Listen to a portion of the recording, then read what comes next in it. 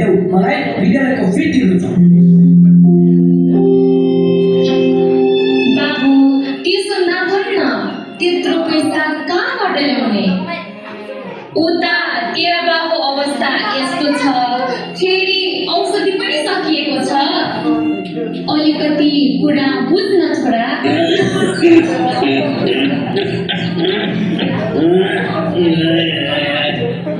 हो यो सब नाटक बन्द गर मलाई मोबाइल किन्नु छ नत्र छोरा नहुने हुन्छ नि लाग्यो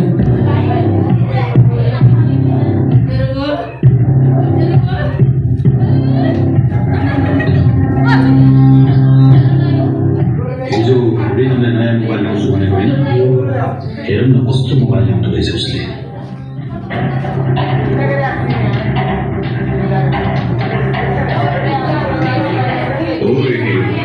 के छ खबर सब ठिकठाक छ आज पनि उही मोबाइल खै त नयाँ मोबाइल हिजो त खुब फुर्ती आँटिस त फेरि बुढीमा अलिक बुढीमा मान्छे पाल्दैन जेल सिगाने छ पैसा छैन यार साथीसँग यस्तो भिखारीसँग बोली पैसा हुन्छ होइन दादा दादा अब ढिलो भइसक्यो स्कुल जान ए नजाउँ त त्यसो भए गुड मर्निङ विद्यार्थीहरू सन्चै छौ हिजोदेखिको होमवर्क गरेका छौ कि छैन आज हामी अर्थशास्त्रको बारेमा पढ्दैछौँ के तिमीहरूलाई थाहा छ त अर्थशास्त्र भनेको के हो ए तिमीलाई आउँछ मलाई त आउँदैन नै मलाई पनि आउँदैन तिमीलाई आउँदैन र नै होइन किन हल्ला गरेको तिमीहरूले ए तिमी विद्वान यही हो तिमीहरूको आउने समय घडी हेर त कति बजे 10 बजेर 45 मिनट भइसकेछ आज त म तिमीहरूलाई भित्र छिर्दै दिन्न गेट आउट सुनिनुहोस् तैँले गेट आउट यो मास्टर अलि बढी चोरी पनि गर्दैछ यसलाई ठेगाना लगाउनुपर्छ यसको स्कुल जस्तो गर्छ यार केटा आज लास्ट एक्सन भइरहेको छ नि त अमेरिकामा गएर प्रक्सी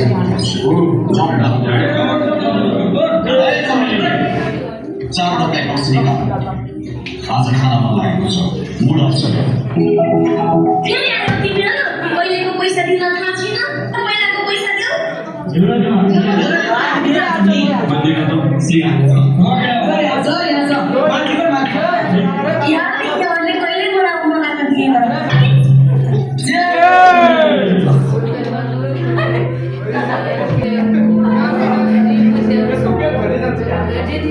छोरी तिम्रो दाइ गतिलो भएन हामीलाई सधैँको चिन्ता तिमी चाहिँ राम्रोसँग पढ ल अब त परीक्षा फल पनि आउने बेला भइसक्यो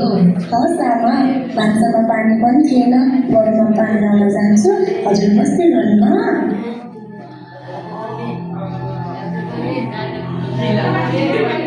नमस्ते सर नमस्ते ए धन्यवाद तिमी हजुर कता गएको पानीमा जाँदाखेरि सर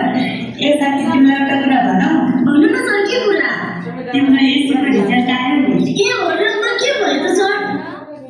तिमी त स्कुलकै उत्कृष्ट भयो नि ए हो र सर यो त हजुरको प्रेरणा र हाम्रो चिन्ता त हो नि सर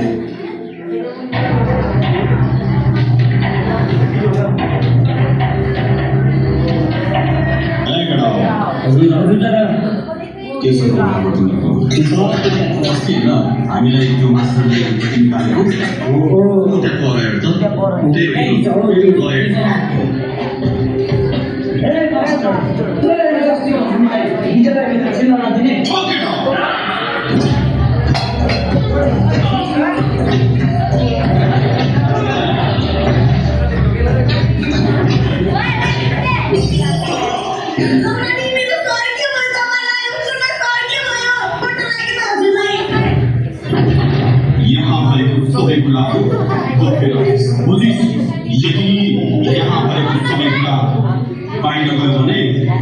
सम्झे तेरो हालत पनि यस्तै हुन्छ बुझिस् भन्दै आत्माले साथ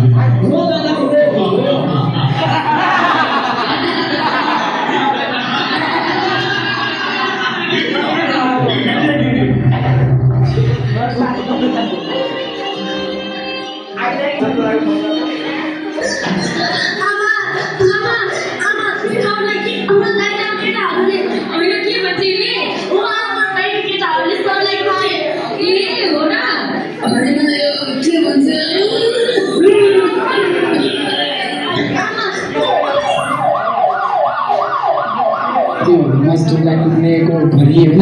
हो नि तपाईँको छोरा कहाँ तपाईँको छोराले सरलाई कुदेर अस्पताल पुगेको छ जगत धेरै गएकाले बचाउन सकिएन त्यसैले आज तपाईँको छोरालाई हामी यहाँ गिरफ्तार गरिरहेका छौँ कस्तो नलायक छोरा जन्माएछ बाबालाई के भयो बाबा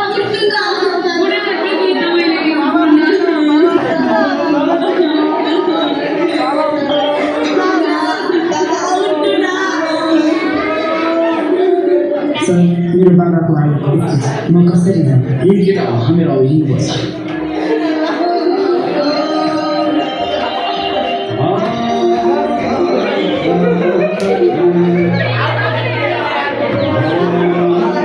के गर्नु सन्तान गतिलो नभएपछि बाबाआमालाई पनि पीडा हुँदो रहेछ बिचरा बुढाले जीवनमा कहिल्यै सन्तोष पाएन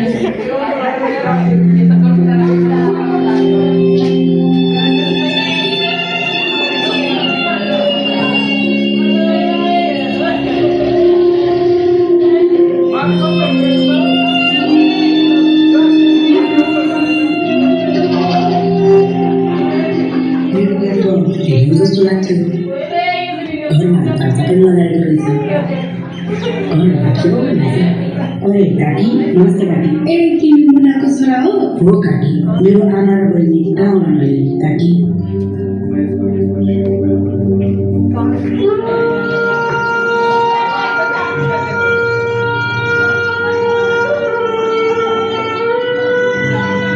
हेर बाबु मैले तेरो धेरै चिन्ता गर्थेँ तेरा बाबुको मृत्यु भयो त पनि जेलमा गइस् अनि झर्नाको पनि बिहे भयो बिचरा उनी एक्लै भइन् त्यसपछि उसो भए काकी कहाँ चाहिँ मेरो आमा ऊ त्यहाँ तत्ति नै उम्रेर आमा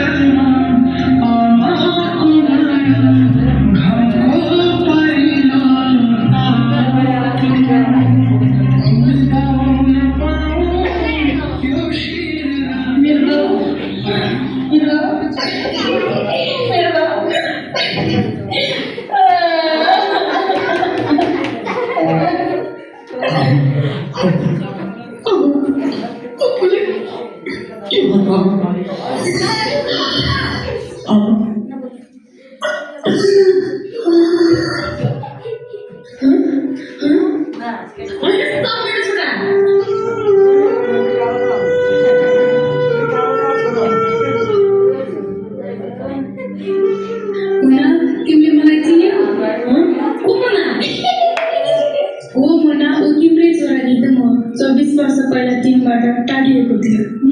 रिदम मेरो छोरा रिदम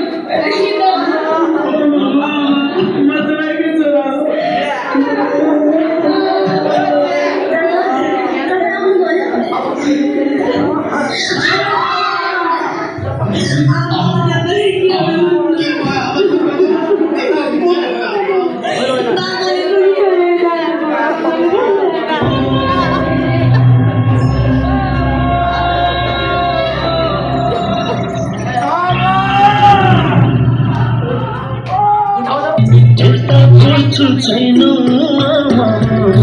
उल्टा खोज्छु छैन छैन